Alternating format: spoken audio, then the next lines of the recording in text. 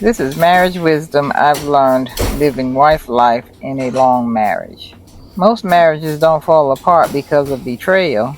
They fall apart because people stop tending to each other. They stop checking in, stop noticing, stop asking simple questions like, how are you today? Are you okay? People think love is supposed to just survive on its own. Like once you say I do, everything should stay strong automatically. But love has to be maintained, just like a home. You don't stop cleaning your house and expect it to stay peaceful.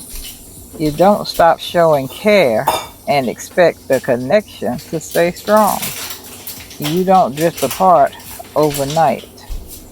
You drift apart one neglected moment at a time, one ignored feeling at a time, one unspoken need at a time. That's why effort matters, attention matters, presence matters. Long marriages isn't built on perfection. It's built on two people who keep choosing over and over again to still show up, even when it's not easy, even when life gets heavy.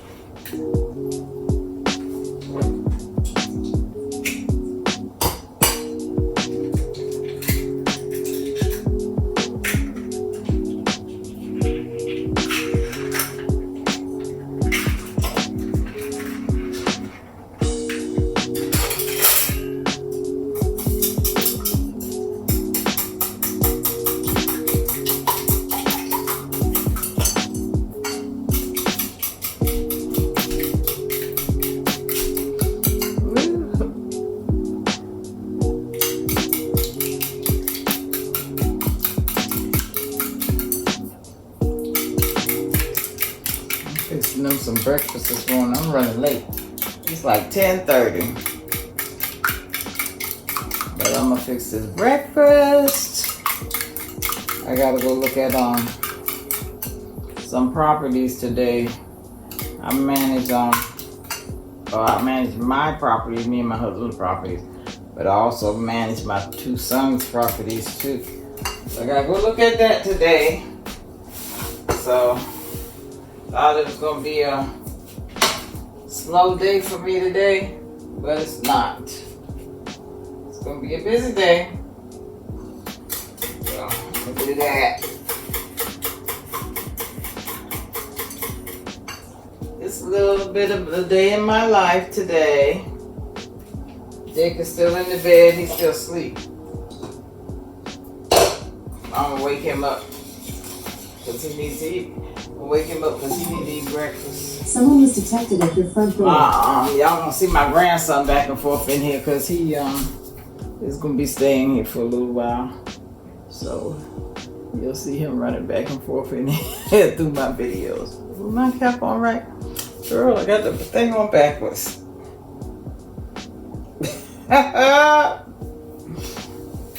That's how it be some mornings. But this is my bonnet. I don't do bonnets. This is my bonnet.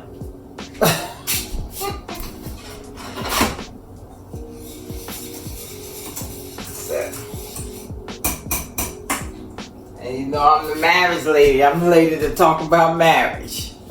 I know a lot of young ladies have kind of been getting a little upset with me because they think I'm pro men, but I'm not. I'm just trying to show my sisters what it took me years to learn about a man. And certain things you just can't do with them. We in our feelings, they in their head. They move better with respect. They move better with knowing that they in charge or think they in charge. So you have to. My grandmother used to always say you get more with honey than you do with vinegar. And I have found that to be true. Jake and I have been together a long time. we've been through it. We've had our share. When I say we've had our share of a bad marriage. We've had our share. But we are in a good place. We've been in a good place for some years now. Well, yeah, probably about a decade. We've been in a good place since about a decade. In a good place when I learned to flip the script, to stop being concerned or looking to him, because you can't raise somebody that's wrong. They already been raised. You can't raise them again. You can't make somebody do all my dishes in the dishwasher. Woo, all the dishes in the dishwasher. I had company last night, so just the last couple of days, all my dishes been in the dishwasher the last couple of days. Anyway, you can't make grown people do what you want them to do. You just can't. But you also can't let them upset your life. But what I learned was when I started treating Jake with respect, things started turning around. It didn't turn around fast because I caused a lot of damage. Meaning my mouth. The things I said. Because I said some mean stuff. Just out of hurt. From being hurt. I said some mean, nasty, ugly stuff. I really did. That when I was younger. I really did, you know. I wanted him to hurt. I wanted him to hurt as bad as he was making me hurt.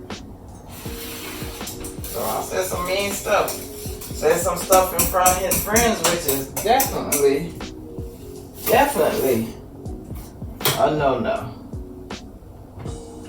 But I grew up, I'm an alpha female. I really am. My mother's an alpha female. All my sisters is alpha female. We alpha female. So I grew up knowing or seeing you ain't gonna run over me because I'm gonna straighten you out. That's how I grew up. So that's how I entered my marriage. Like, oh no, I'm gonna give you a piece of my mind. You're gonna know how I feel right now. You know, and I had to find out the hard way that wasn't gonna work for me, because the more I disrespected him, the further he went. But I realized that if I wanted my marriage to work, because that's why I got married. I didn't get married to get divorced. I got married to stay married. He and I don't have no children together. I didn't get married to have kids with him. I got married, I already had kids. When I married Jake, I already had kids. I was in my 30s. My kids were almost grown. They were 17, 16, 17, something like that, when I married him. So I came to a realization that I wanted to be married. I wanted to stay married. I loved him, and I didn't doubt that he didn't love me. I just couldn't figure out why he didn't want to be around me. And one day I just realized, you know, because I had a job that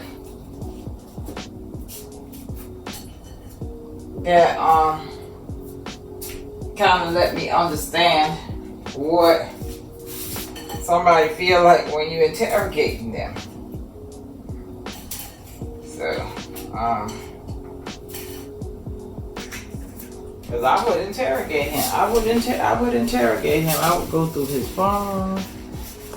One day I figured out how his I'm a thinker, so I figured out his password, and when I got that password, baby, it was over. But that was just so wrong on all levels, and I'm ashamed to say that I did it, but I did that. And I just was real nasty. Had a nasty attitude. Didn't like the way he chewed. Didn't like the way he drank. Didn't like nothing about him. And when I say I didn't like nothing about him, I did not like nothing about him. It got to the place where I asked the Lord to take all feelings from me, for him. And that's crazy. That's crazy. Especially when you want to be married to the person. You know, that was crazy. But that's how hurt I was at the time. But then when I realized this is somebody you said that you do for the rest of your life. Is this how you want to live? Because I wasn't going to leave. I was like, well, you have to leave. I'm not leaving. He won't go, he have to go. So I said, you know what, girl? You set the temperature. You set the tone in your house. You do it, not him. You do it. So I started to prepare his meals, because at one time I ain't fix no meal. You fix your own meal. You go in there and wash your own clothes. I'm not doing it. That was my attitude. I'm not doing it. I was just like, don't, because the only thing in our marriage that is 50-50 is our income. And when I say that is, we figured out early that we have the house, we got a joint account. And in that joint account, we put everything that it costs to run the house. Even gas money. All of that. We make our budget for the month and we put everything in there. Anything extra, like the extra money is my money. If Donna want to buy this, Donna buy that. Because that's what Donna wants. But I use Donna's money to do that with. I heard somebody say, oh, he don't like do this and he don't like do that. But that was somebody else's marriage. And my thing was, if you want to live a certain type of way, do what you like for you. So, with my money, I do what I want to do with my money. But we have the joint. But nothing else in my marriage is 50-50. Everything else, we are a unit. We are one. We're a couple. We're one. And that's how we look at everything else. I just had to get to that point to stop disrespecting him. Treat him like a man. Respect him as a man. Because I said, well, I want him to respect me as his wife. Well, it needs to start with me respecting him as my husband. Respecting him as a man, because I want him to respect me as a woman. So you have to sow into, or you have to plant. I'm not going to say sow. You have to plant what you want to get. So if you want to get apples, you got to plant apples. Apple seeds or whatever. You know what I'm saying? If you want to get oranges, then you got to plant whatever it is to get those oranges. I wanted love, which, like I said, I know he loved me, but I had pushed him so far away that he would leave and I wouldn't see him till late at night or early the next morning. And that was because of me. That was my doing. So when I changed that, it took a minute, because he was like, because one time he would look at his food like, what you get ready to do to me? Because that's where we were. He was looking like, well, do I really want to eat this? But anyway, so I started with the food first. And then I started serving him. So I serve him. And I serve him right now today. I started that and I continue that, because my grandmother told me, don't start anything in your marriage that you don't want to be doing 10, 20, 30, 40, 50 years from now. If you don't want to be doing it, don't start it. If you think you're going to have a problem doing it, don't start it. So I serve him. He's in there in the bed. I just fixed his plate and I'm going to take it to him in bed. That's just one of the ways to say I love you. But that is also one of the ways that softens him. You know what I mean? It softens him because he's like, wow, she don't mind serving me. Yesterday we had company. I fixed his plate first. Because he's the man of the house. After I fixed his plate, I said, hey, everybody else, you welcome to. But he came off the top. Out of respect. I ain't say, oh, well, y'all eating, I give him what's. No, we don't do that here. So when I learned to put those things into play in my marriage, to recognize him and respect him for who he is, it started to turn around for me. It really did. It began to really, really work for me. He started to soften in areas. He started to open up, because I didn't know my husband talked as much as he do. And when I say he can talk, he can talk. I had no idea. No idea. And then one day, a few years ago, he said, I said, what? He said, I love being at home. Girl. I'm saying girl because I'm talking to my sisters.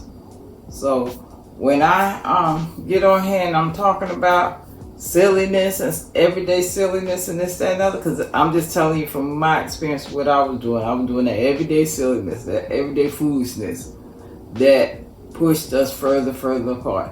I'm not pointing a finger at you.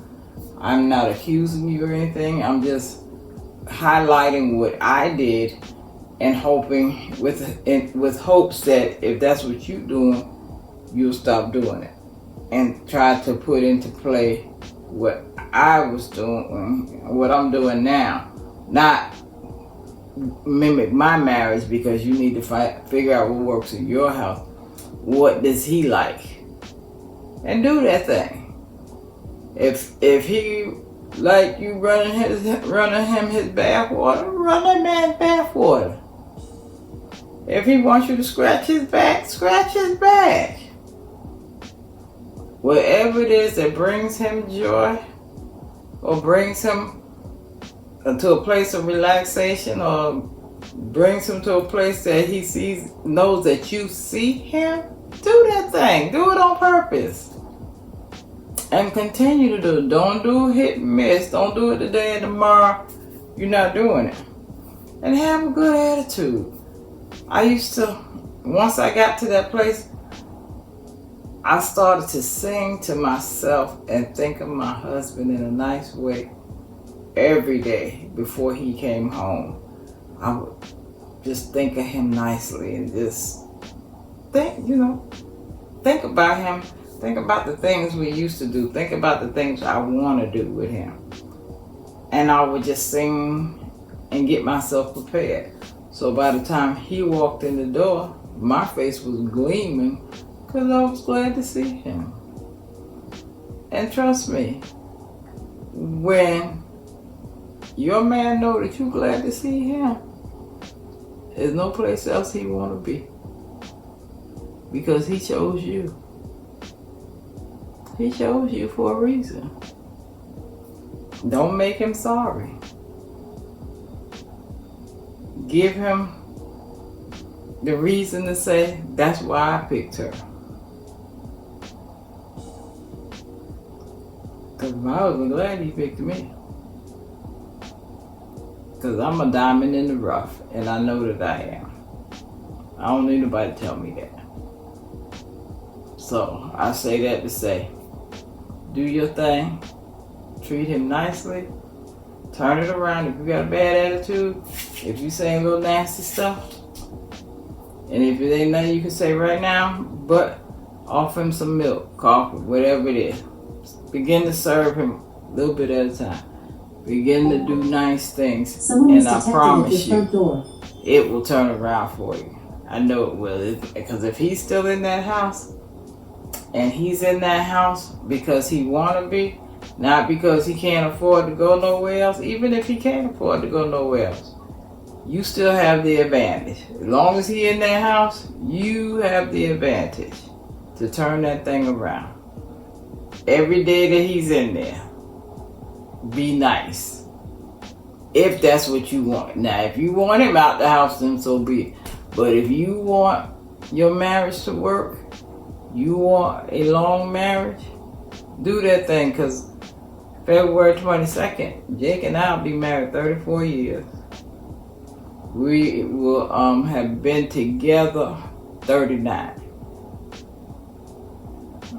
Not living together, because I had my own place. I didn't move in with him until I was Mrs. Because I ain't believe in that.